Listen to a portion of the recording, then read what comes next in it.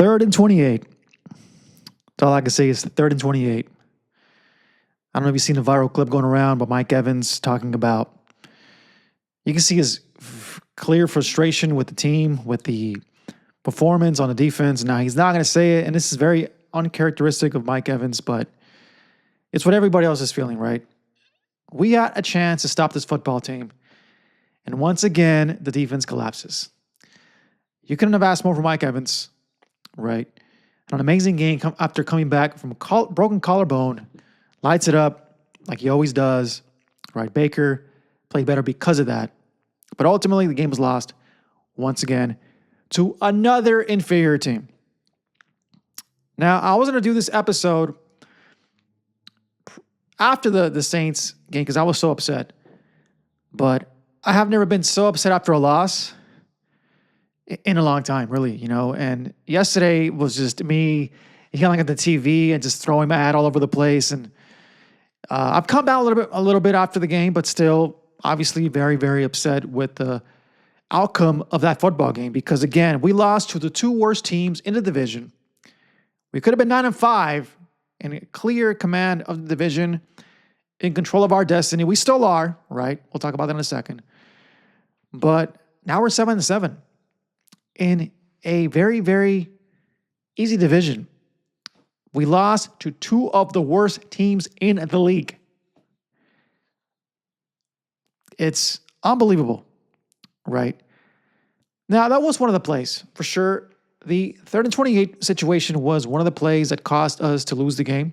If you look at the last drive, obviously you're going to think about that. But there was more than that in this game. And it's something that's been plaguing this team since the Lions game, for whatever reason, right? And now I know there's been injuries. I know that the offensive line has not been healthy all year long, right? But at least the first couple of games, they were holding up. They were playing well. Even without Tristan Wirfs, even without Kadecki, right? For whatever reason, after that Lions game, the middle of the line just does not hold up. Baker Mayfield is getting pressure pretty much every single play. Yesterday was no exception. And for whatever reason, teams have figured out that if you attack the middle of this team, they're not doing anything. They're not moving the football. He's off target. He's not playing good because of this, for sure, right? You added the fact that the weapons have not been there for a long time. That didn't help the situation. But yesterday, we had our 4 receivers that we've been looking to see since the beginning of the season. They were all there. They were all playing. Bucky Irving was playing, right? What was missing are 2 guards. Now, I'm not saying that to make an excuse or to say, we don't have. No, it doesn't matter at this point. It doesn't matter because you had all your weapons. And for whatever reason, you still could not move the football. Yeah, we got 28 points, right? But it was not consistent. And I will give credit to the Falcons' defense. Pass rush, it has gotten a lot better since last year.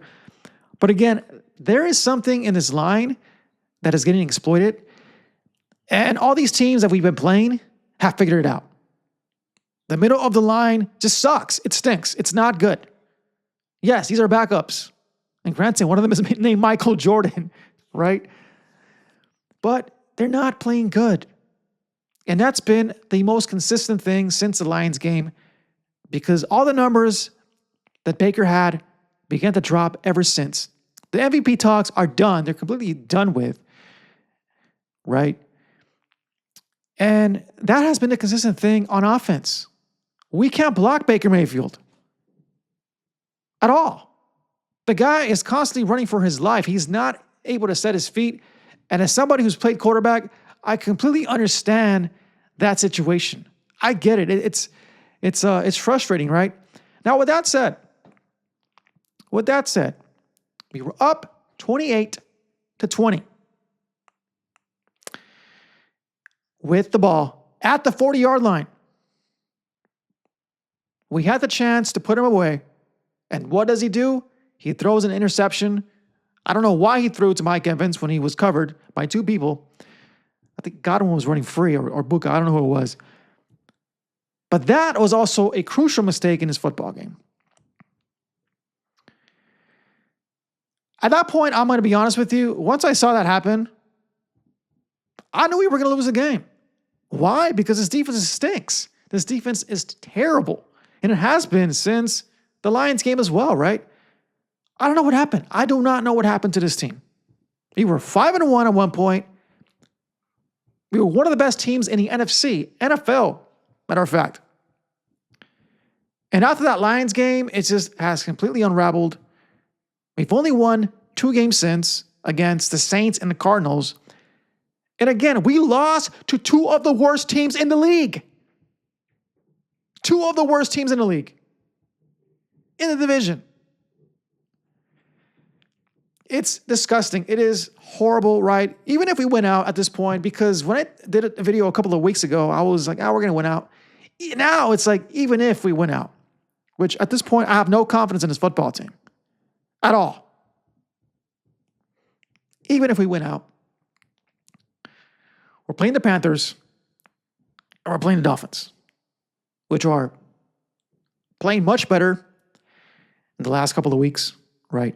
But if we win out, we're going to be 10-7. Just like last year, right? Playing against either the Seahawks, the Rams, or the 49ers. All those teams right now, the way they're playing, could easily beat this team. Without question. So do you even want to see this team go to the playoffs just to get smoked again in the first round? Not be competitive at all? Like in Tom Brady's last year against the Cowboys.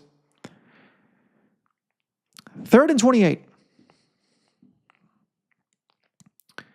You know, I don't know what to make of this football team because we have the talent. We have the skills to win. I don't know if it's a coach. I don't know if it's the injuries, the O-line, the lack of pass rush. I don't know what it is, but it has unraveled in a very bad way. And I am disgusted as a Buccaneers fan to see this.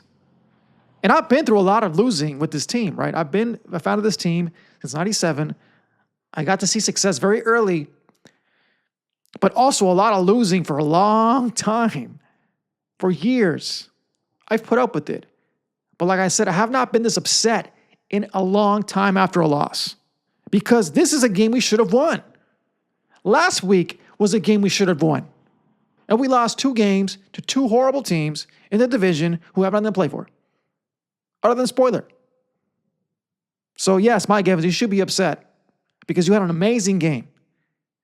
And you're not the type that complains. You don't do that. You show up, you play, you get your yards, whatever. And even if you don't complain. So to see this man be frustrated because we don't know if he's going to come back next year. This could be Mike Evans' last time with the Bucs. 3 more games, y'all.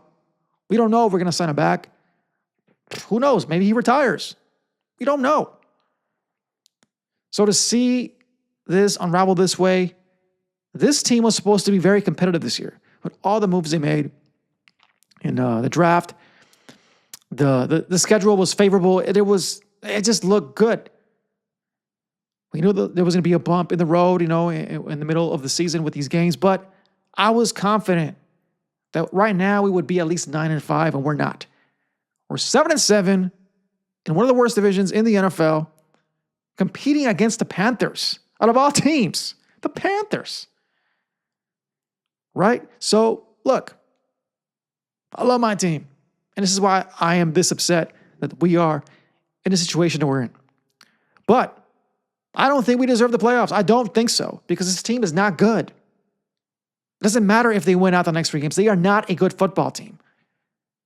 And I don't want to see them get blown out again just to have a horrible draft pick, right?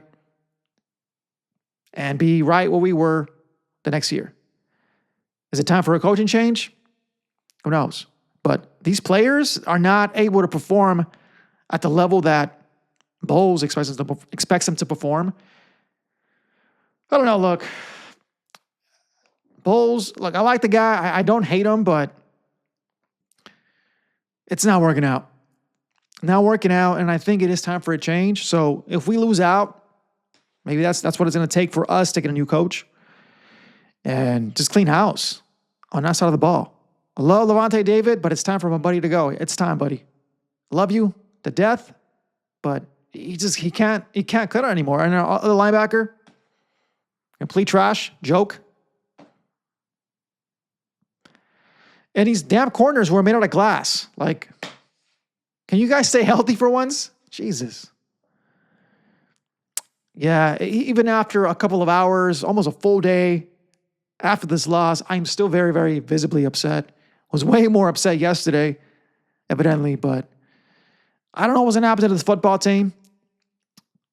But now I know exactly what it is that's contributing to the losses in the last couple of weeks. And I just don't know if we can fix that.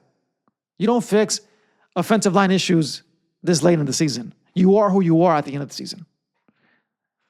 We had all our guys back, and we still play like trash. 28 points was good enough to win, but the defense, no pressure. Where the hell is Vita Vea? I get it. Bijan Robinson is a great player. I get that, but he was nowhere to be seen. Other than that fourth down or third down run offensive play, I didn't see him at all in this game. Didn't do anything.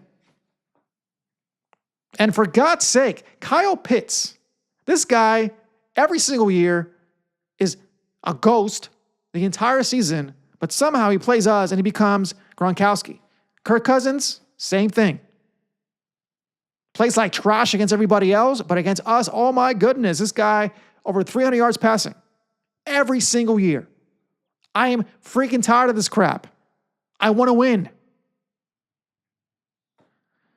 So that's my reaction. It's raw and real.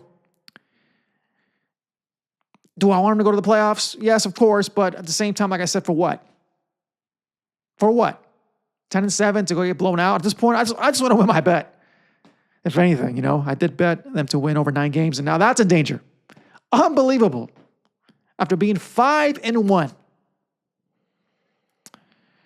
Whew. All right, folks. Till the next one. Peace.